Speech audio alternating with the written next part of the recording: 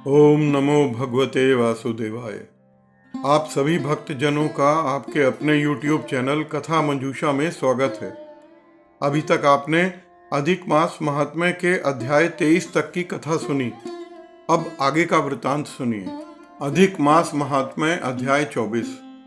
मणिग्रीव बोला, हे द्विज, विद्वानों से पूर्ण और सुंदर चमत्कारपुर में मैं धर्म पत्नी के साथ रहता था। धनाढ्य, पवित्र आचरण वाला, परोपकार में तत्पर। मुझको किसी संयोग से दुष्ट बुद्धि पैदा हुई। दुष्ट बुद्धि के कारण मैंने धर्म का त्याग किया, दूसरे की स्त्री का सेवन किया और नृत्य अपेय वस्तु का पान किया। चोरी हिंसा में तत्पर रहता था, इसलिए बंधुओं ने मेरा त्याग किया। उस समय महाबलवान राजा ने मेरा घर लूट लिया। बाद बचा हुआ जो धन था उसको बंधुओं ने ले लिया। इस प्रकार सभी से तिरस्कृत होने पर मैंने वन में निवास किया। स्त्री के साथ इस घोर वन में निवास करते हुए मुझ दुरात्मा का नृत्य जीवों का वध कर जीवन निर्वाह होता है। हे ब्राह्मण, इस समय आप मुझ पतित पर अनुग्रह करें। प्राचीन पुण्य के समूह से आप इस घोर वन में आए हैं। हे महामुने, स्त्री के साथ मैं आपकी शरण में आया हूँ। आप उपदेश रूप प्रसाद से कृतार्थ करने के योग्य हैं। जिस उपाय के करने से मेरी तीव्र दरिद्रता क्षण में नष्ट हो जाए और अतुल वैभव को प्राप्त कर यथा सुख विचरूं। उग्रदेव बोला, हे महाभाग, तुम कृतार्थ हो गए जो तुमने मेरा अतिथि सत्कार किया। इसलिए इस समय स्त्री सहित तुमको होने वाले कल्याण को कहता हूँ। जो बिना व्रत के, बिना तीर्थ के, बिना दान के, बिना प्रयास के तुम्हारी दरिद्रता दूर हो जाएगी, ऐसा मैंने विचार किया है। इसके बाद तीसरा श्री पुरुषोत्तम मास आने वाला है। उस पुरुषोत्तम मास में सावधानी के संग विधि पूर्वक तुम दोनों स्त्री पुरुष श्री पुरुषोत्तम भगवान को प्रसन्न करने के लिए दीप दान करना। उस दीप दान से तुम्हारी यह दरिद्रता जड़ से नष्ट हो जाएगी। तिल के तेल से दीपदान करना चाहिए।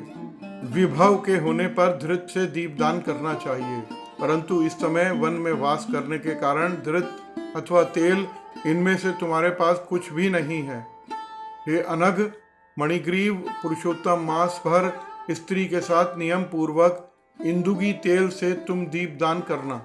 स्त्री के साथ इस तालाब में नृत्य स्नान करके दीपदान करना। इस प्रकार तुम इस वन में 1 मास व्रत करना। तुम्हारे अतिथि सत्कार से प्रसन्न मैंने ये वेद में कहा हुआ तुम दोनों स्त्री पुरुष के लिए उपदेश दिया है। विधिहीन भी दीपदान करने से मनुष्यों को लक्ष्मी की वृद्धि होती है। यदि पुरुषोत्तम मास में विधि पूर्वक दीपदान किया जाए तो क्या कहना है। वेद में कहे हुए कर्म और अनेक प्रकार के दान पुरुषोत्तम मास में दीपदान की 16वीं कला की बराबरी नहीं कर सकते हैं। योग, दान, सांख्य, समस्त तंत्र भी पुरुषोत्तम मास के दीपदान की 16वीं कला को नहीं पा सकते हैं। त्रिछत्र, चंद्रायण आदि समस्त व्रत पुरुषोत्तम मास के दीपदान की 16वीं कला की बराबरी नहीं कर सकते। वेद का प्रतिदिन पाठ करना, गया श्राद्ध, गोमती के तट का सेवन पुरुषोत्तम मास के दीपदान की 16वीं कला की बराबरी नहीं कर सकते। हजारों ग्रहण, सैकड़ों व्यतिपात पुरुषोत्तम मास के दीपदान की 16वीं कला की बराबरी नहीं कर सकते हैं। कुरुक्षेत्र आदि श्रेष्ठ क्षेत्र, दंडक आदि वन पुरुषोत्तम मास के दीपदान की 16वीं कला की बराबरी नहीं कर सकते। हे वत्स, यह अत्यंत गुप्त व्रत जिस किसी से कहने लायक नहीं है। यह धन, धान्य, पशु, पुत्र, पौत्र और यश को करने वाला है। वंध्या स्त्री के बांझपन को नाश करने वाला है और स्त्रियों को सौभाग्य देने वाला है। राज्य से गिरे हुए राजा को राज्य देता है और प्राणियों को इच्छानुसार फल देता है। यदि कन्या व्रत करती है तो गुणी चिरंजीवी पति को प्राप्त करती है। स्त्री की इच्छा करने वाला पुरुष सुशील तथा पतिव्रता स्त्री को प्राप्त करता है। विद्यार्थी विद्या को प्राप्त करता है। सिद्धि को चाहने वाला अच्छी तरह सिद्धि को प्राप्त करता है। मोक्ष को चाहने वाला मोक्ष को प्राप्त करता है। बिना विधि के, बिना शास्त्र के जो पुरुषोत्तम मास में जिस किसी तरह दीपदान करता है वह इच्छानुसार फल को प्राप्त करता है। हे वत्स, विधि पूर्वक नियम से जो दीपदान करता है तो फिर कहना ही क्या है। इसलिए पुरुषोत्तम मास में दीप दान करना चाहिए। मैंने इस समय यह तीव्र दरिद्रता को नाश करने वाला दीपदान तुमसे कहा।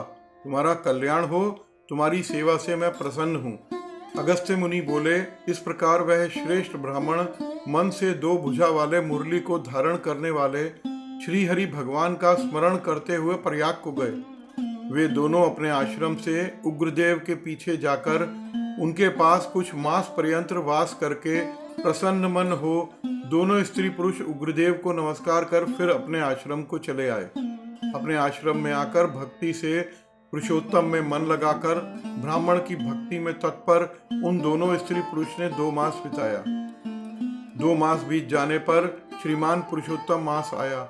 उस पुरुषोत्तम मास में वे दोनों गुरु भक्ति में तत्पर हो दीप दान को करते हुए आलस्य को छोड़कर वे दोनों ऐश्वर्य के लिए इंगुदी तेल से दीप दान करते रहे।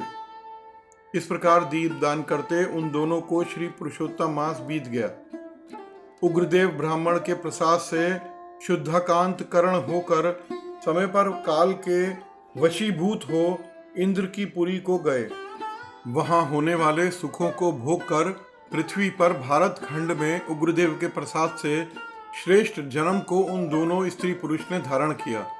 पूर्व जन्म में जो तुम मृग की हिंसा से तत्पर मणिग्रीव थे, वह वीरबाहु के पुत्र चित्रबाहु नाम से प्रसिद्ध राजा हुए। इस समय यह चंद्रकला नाम की जो तुम्हारी स्त्री है, वह पूर्व जन्म में सुंदरी नाम से तुम्हारी स्त्री थी। पतिव्रत धर्म से यह तुम्हारे अर्धांग की भागिनी है। जो स्त्री पतिव्रता होती है, वह अपने पति के पुण्य का आधा भाग लेने वाली होती है। श्री पुरुषोत्तम मास में इंगुदी के तेल से दीप दान करने से तुमको यह निष्कंटक राज्य मिला। जो पुरुष श्री पुरुषोत्तम मास में घृत से अथवा तिल के तेल से अखंड दीप दान करता है, तो फिर कहना ही क्या है। पुरुषोत्तम मास में दीप दान का यह फल है, इसमें कोई संदेह नहीं है। जो उपवास आदि के नियम से श्री पुरुषोत्तम मास का सेवन करता है, तो उसका कहना ही क्या है। वाल्मीकि मुनि बोले, इस प्रकार अगस्त्य मुनि राजा चित्रबाहु के पूर्व जन्म का वृतांत कहकर और राजा चित्रबाहु से किए गए सत्कार को लेकर तथा अक्षय आशीर्वाद देकर चले गए। इति श्री पुरुषोत्तम मास महात्म्य अध्याय 24।